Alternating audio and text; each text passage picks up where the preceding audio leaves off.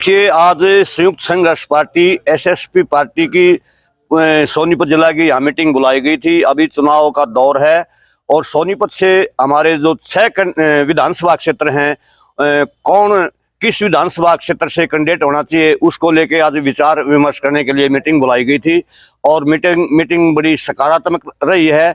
और नाम तो अभी फाइनल नहीं हुए हैं क्योंकि अभी विचार चलेगा, अभी फार्म भरवाएंगे, क्योंकि एक सीट पे 2 या 4 5 कैंडिडेट भी हो सकते हैं हमारी पार्टी के ही। फिर उनमें से देखा जाएगा अच्छा उम्मीदवार कौन है, काबिल उम्मीदवार कौन है। जनता की राय लेके बहुत जल्दी ही इनके नाम घोषित कर दिए जाएंगे। तो जिस तरह से दूसरी पार्टियां मैदान में आ चुकी हैं, तो अब एसएसपी पार्टी भी मैदान में।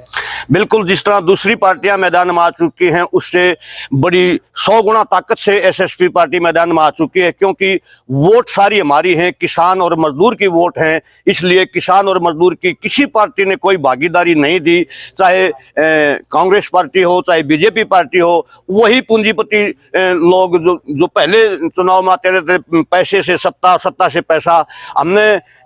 हमारा ये विचार था कि कोई पार्टी हमारे को भागीदारी देगी किसानों को, लेकिन किसी भी पार्टी ने किसानों की भागीदारी देने की नहीं सोची है। इसलिए हमारी चाहे मजबूरी लाइए चाहे कुछ भी लगाइए, एसएसपी पार्टी ने 90 के 90 विधानसभा के कैंडिडेट तैयार करने में हम जुटे हुए हैं। और बहुत जल्दी ही इसी सप्ताह के अंदर हमारे 90 के 90 कैंडिडेट तैयार हो जाएंगे। सुनने में आया कि आप भी चुनाव लड़ सकते हैं। हाँ, बिल्कुल लड़ सकते हैं। हम बड़ौदा से भी चुनाव लड़ सकते हैं। हमारे को ये सुनने में आया है कि यहाँ जो हमारे प्रदेश के मुख्यमंत्री हैं नायब सैनी जी, गोहाना की चर्चाएं हैं। अगर नायब सैनी गोहाना से चुनाव लड़ते हैं तो खुद मैं गोहाना से चुनाव लड़ूंगा नायब सैनी के बराबर में। मुद्दे क्या रहेंगे आपके? हमारे तो किसानों के, मजदूरों के मुद्दे रहेंगे। और अभी ये देखिए 202 दिन तक धरना चला यहाँ गोहाना में एसडीएम कार्यालय में प्रधानमंत्री फसल बीमा योजना को लेके।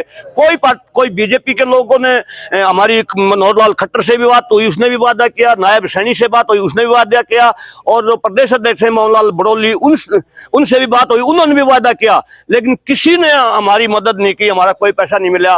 और ना ही कोई कांग्रेस का उम्मीदवार, कोई छोटा बड़ा आदमी आया, हमारे पक्ष में कोई नहीं आया। इसलिए हमने मन बना लिया है कि ये लड़ाई खुद किसानों ने और मजदूरों ने अपने बलबूते पर लड़नी पड़ेगी। हमारा हमदर्दी कोई नहीं है, ये लोग सभी पूंजीपतियों के हमदर्दी लोग हैं, क्योंकि कंपनी पूंजीपतियों के, ये उन्हीं की हमदर्दी है। इसलिए हमने ये मन बनाया कि अपनी लड़ाई हमें खुद लड़नी पड़ेगी। दिग्विजय चौटाला ने बोला है महागठबंधन की तैयारी करेगी, क्या उसमें शामिल होगा? अरे उनका जिक्र ही मत करो।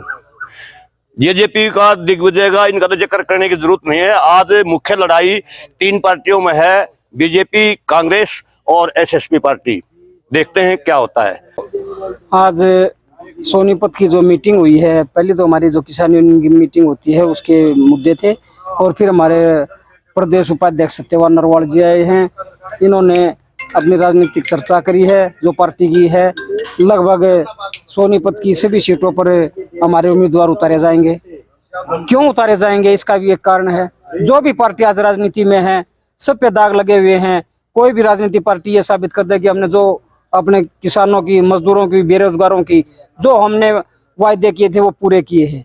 लेकिन एसएसपी पार्टी ऐसी पार्टी है जो अपने वादे किए हैं या बगैर पार्टी बनाए भी, इनके जो हमारे राष्ट्रीय अध्यक्ष गुरनाम सिंह चढ़ूनी जी, वो एक ईमानदारी की और मेहनत की और हक की लड़ाई लड़ने के लिए जो गोल्ड मेडलिस्ट है, और ये बाकी तो क्वालिफाई भी नहीं कर सकते, चाहे वो कोई भी पार्टी का नेता हो।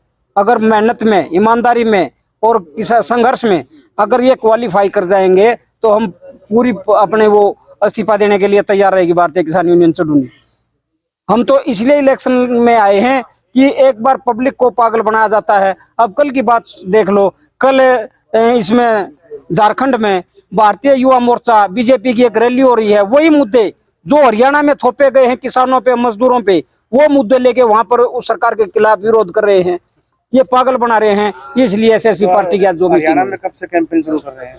हरियाणा में कैंपेन शुरू हो रही है, क्योंकि पेवा में बहुत लंबे समय से, लगभग 1 महीने से ज्यादा का समय हो गया, वहाँ कैंपेन चल रही है। पूरा प्रदेश के लोग यहाँ भी बस 2-3 दिन के बाद यहाँ भी शुरू कर देंगे। गाँव जाएंगे, हर वोटर से मिलेंगे, चाहे वो किसान है, मजदूर है या छोटा व्यापारी है, सभी से मिलेंगे।